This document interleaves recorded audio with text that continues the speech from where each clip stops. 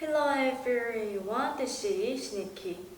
지난 Q&A 영상에서는 아이가 영어 공부를 할 때 더 오랜 시간 집중하려면 어떻게 해야 할까요에 대해 함께 알아보았습니다.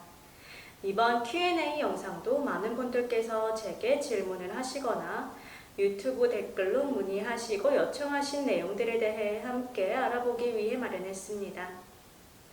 오늘은 자녀 영어 지도의 방향을 잘 잡으려면이라는 내용에 대해 함께 알아보겠습니다. 오늘의 영상도 끝까지 시청을 하신다면 자녀의 영어 지도뿐만 아니라 자녀 교육 전반적으로 큰 도움이 될 거라고 생각합니다. 들어가기에 앞서 오늘의 영상이 유익하고 도움이 되신다면 구독, 좋아요, 알림 설정 부탁드리고 주변 지인들께도 제 채널을 널리 알려주신다면 대단히 감사하겠습니다.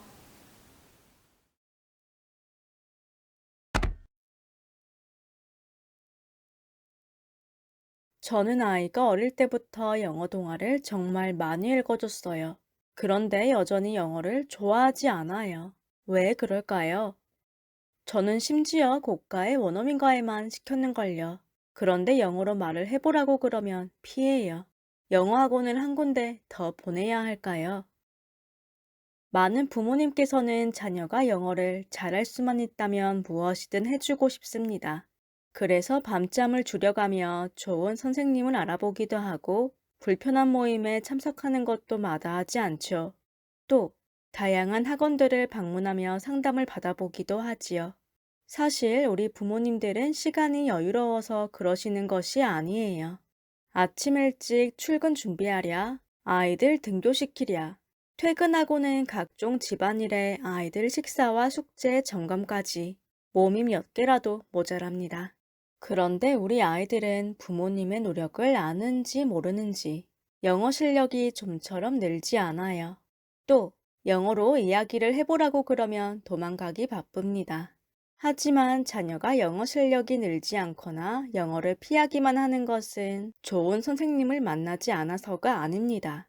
또 부모님의 정보력이나 아이의 노력이 부족한 것은 더더욱 아니고요. 다만 아이에게 알맞은 영어 공부 방법을 찾지 못한 거라고 생각해요. 한 가지 예를 들어 볼까요? 부모님께서 쇼핑을 하시며 자녀를 위해 정말 예쁜 신발을 구매하셨다고 가정해 볼게요. 이 신발은 고가의 명품 브랜드지요. 디자인과 색도 정말 예뻐요. 한정판이라 구하기도 쉽지 않대요. 하지만 자녀는 그 신발을 잘 신지 않으려고 해요. 자녀의 발에 맞지 않아서 그럴 수도 있고요. 자녀가 좋아하는 색이 아니라서 그럴 수도 있어요. 자녀는 부모님의 마음을 모르는 것도 아니고 감사한 마음이 없는 것도 아니에요. 자녀도 분명 신발을 신고 학교도 가고 외출도 했을 거예요. 그리고 친구들에게 자랑도 했겠지요. 하지만 발이 너무 아프다 보니 잘 신지 않게 되는 것이에요. 또는 좋아하는 색이 아니다 보니 눈길이 잘 안 갈 수도 있는 거고요. 이때 자녀가 신발을 잘 신지 않는다며 꾸중을 하시는 부모님이 계십니다. 자녀를 위해 비싸고 예쁜 신발을 사왔는데도 신지 않으면 속상하니까요. 그래서 자녀는 잘 맞지도 않는 신발을 또다시 신고 다니지만 발의 통증은 더 심해지죠. 심지어 물집이 잡히기도 해요. 또는 신발을 신은 자신의 모습을 보며 옷의 디자인이나 색깔과 어울리지 않는 것 같아 주눅이 들기도 하지요. 저는 자녀의 영어 학습도 크게 다르지 않다고 생각해요. 만약에 자녀가 내성적이라 많은 사람들 앞에서 질문을 잘 못한다면 대형 학원에 다니는 것은 부담이 될 수도 있어요. 오히려 주눅이 들기도 하고 멍하게 앉아 있으며 영어에 대한 마음이 다치겠죠. 반대로 많은 아이들과 함께 공부를 할 때 집중을 잘 하는 아이라면 영어 과외나 엄마표 영어 학습만 하기에는 다소 부족할 수도 있다는 거예요. 제 생각은 이렇습니다. 자녀의 신발을 구매하는 것처럼 자녀의 영어 학습 방향을 결정할 때에는 자녀의 환경, 성향, 마음 등을 잘 살피자고요. 그렇다면 자녀의 환경이나 성향, 그리고 마음을 쉽게 파악하는 방법은 무엇일까요? 자녀가 영어 공부를 한 뒤에 영어 공부 일기를 적어보게 하는 거예요. 오늘은 어디에서 무엇을 배웠는데 난이도는 어땠는지, 나는 어떤 감정을 왜 느꼈는지, 집중이 잘 되었는지 등에 대해 적어보는 거죠. 예를 들어, 오늘은 학원에서 동물의 종류에 대해 배웠는데 조금 어려웠다.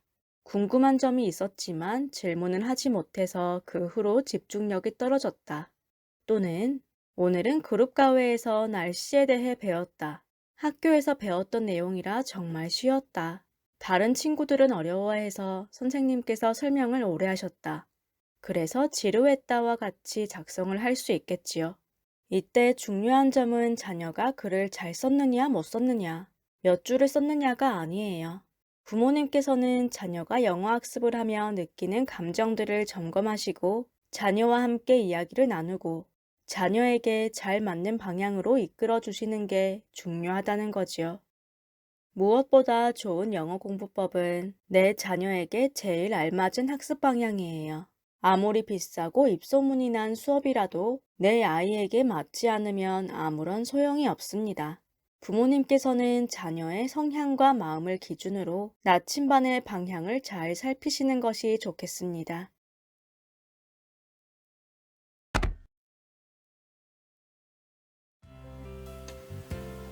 이번 Q&A 영상에서는 많은 분들께서 제게 질문을 하셨던 자녀 영어 지도의 방향을 잘 잡으려면이라는 내용에 대해 함께 알아보았습니다.